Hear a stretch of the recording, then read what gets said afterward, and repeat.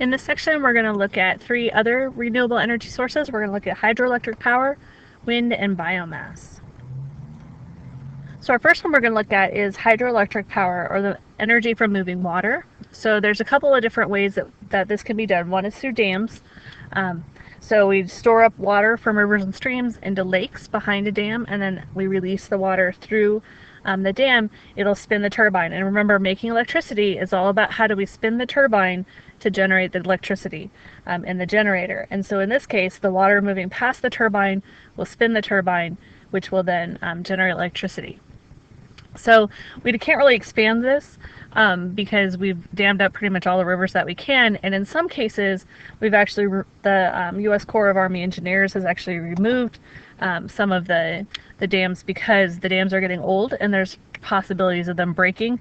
We've had a few catastrophic dam failures in the last century that they wiped out whole towns and things like that. So they're really going back and looking at the different dams and making sure that they're still safe because they don't want to endanger the communities that are around them. So on the plus side, we get a lot of energy out of this. It's very efficient. It's very low cost.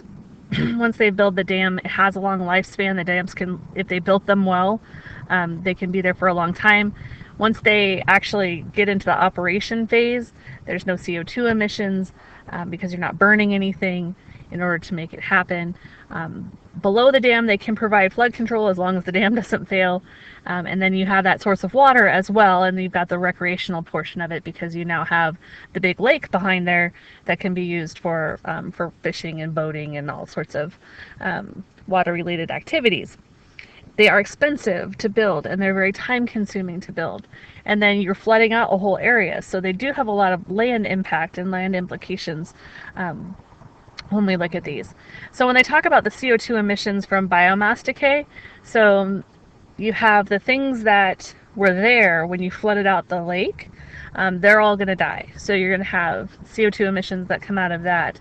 And then if you're in shallow areas and they kind of become like swampy, marshy areas, that can increase not only CO2 production, but also methane production as well. We talked a little bit already about the danger of collapse. If you lived in that area, you have to move out of that area. In the second semester of environmental science, we'll look at water resources a little bit more in depth, and we'll look at the Yangtze River and how they dammed that up in China and how they flooded out a huge area because the dam is pretty long, and so it flooded out thousands of square miles of areas where people lived.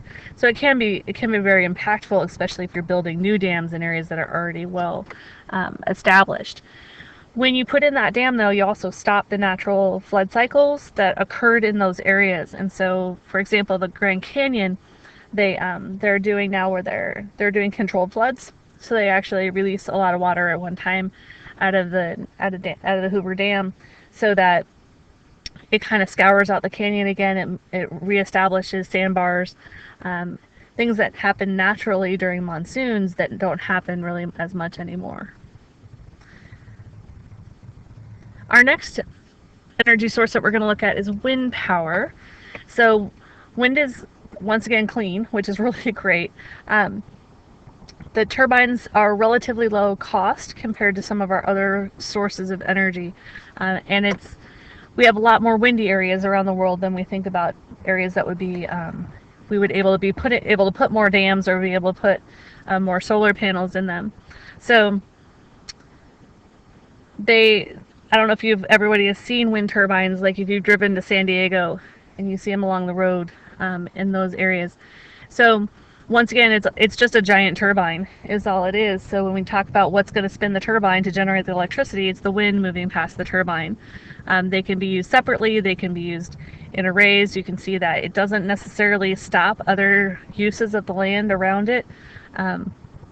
They paint them white so that they kind of disappear into the horizon. So unless you're really close to them, it's difficult to see them. There are areas of the world where turbines are being placed offshore. So they put them about a mile offshore. And so from the shoreline itself, you can't even see the wind turbines. In Scandinavia and Sweden, and Norway and up in those areas, they are putting them about a mile offshore, and they're producing a great deal of their electricity through these wind turbines that are out in the ocean. And they're huge then when they're out in the ocean. Um, you can see videos where they need to go work on them, and so they take their boat up to them. There's a door that people actually walk inside, and then they climb up a ladder inside of the turbine itself in this big metal pole here, and then there's like a little door at the top so that they can get to the casing around the turbine to work on it. So they're making them, they're ginormous. It's amazing, and they're producing a ton of electricity. So Europe has surpassed us in the amount of wind energy that we produce, but it's been very successful for them. So we talked about a lot of the pluses already. It's cheap, it's clean, it's easy. They can expand them easily. It still allows for use around the other areas. Um, it has to be in an area where there's a lot of wind. It has to be steady winds in order for it to be profitable. They can actually shut them down if it gets too windy so that it doesn't damage the turbine itself. If you're close to it, you can see them. And, there's that trade-off of that visual pollution. This one here where it talks about noise, I'm not sure exactly what they're talking about. We went to San Diego. Actually, being the science geek that I am, made my mom stop because I was with my mom and my kids.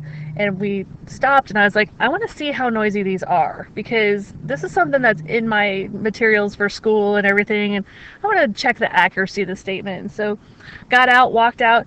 I couldn't hear them. And it wasn't a busy day on the road. There wasn't a lot of road noise or anything. There wasn't a lot of competing noise to be drowning out the sound of the turbines.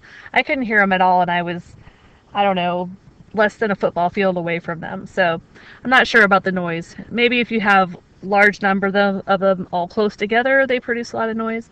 But I'm not sure that that's as big of a disadvantage as it looks like on this page.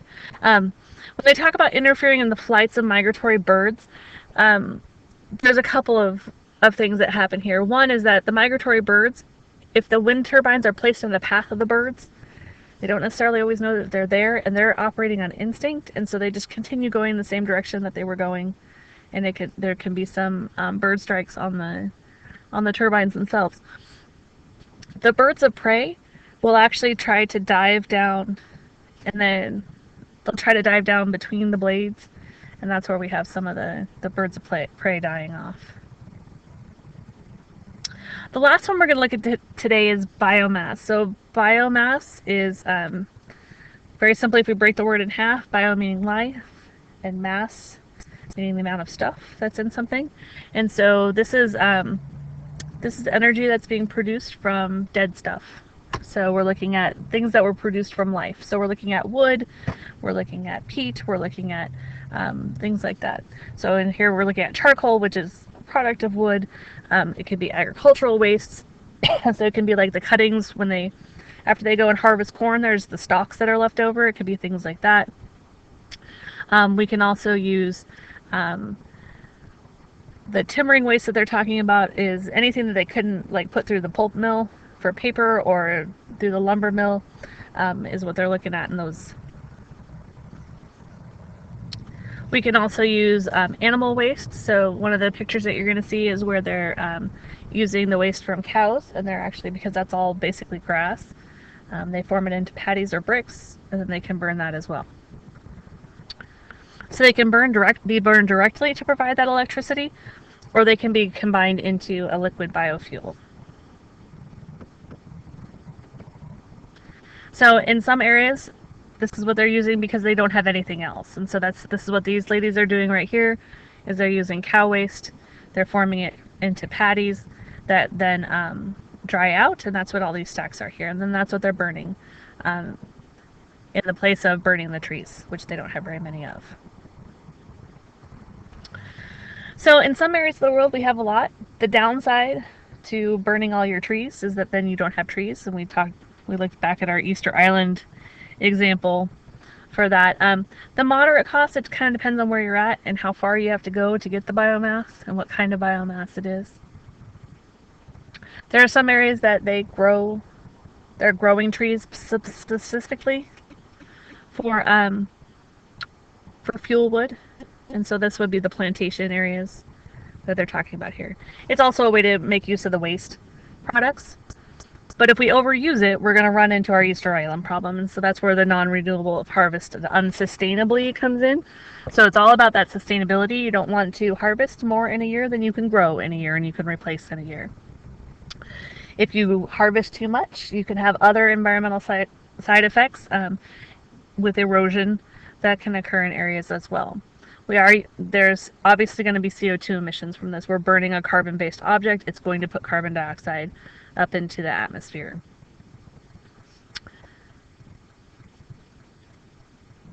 A lot of it's inefficient. And if they're burning out over an open fire like what's here, at least then the pollution is not contained within their home. But in some instances, they're burning it in their homes. And then you have indoor air pollution coupled with the problem where it's contained in a closer area and it can lead to fatalities because they don't have proper ventilation.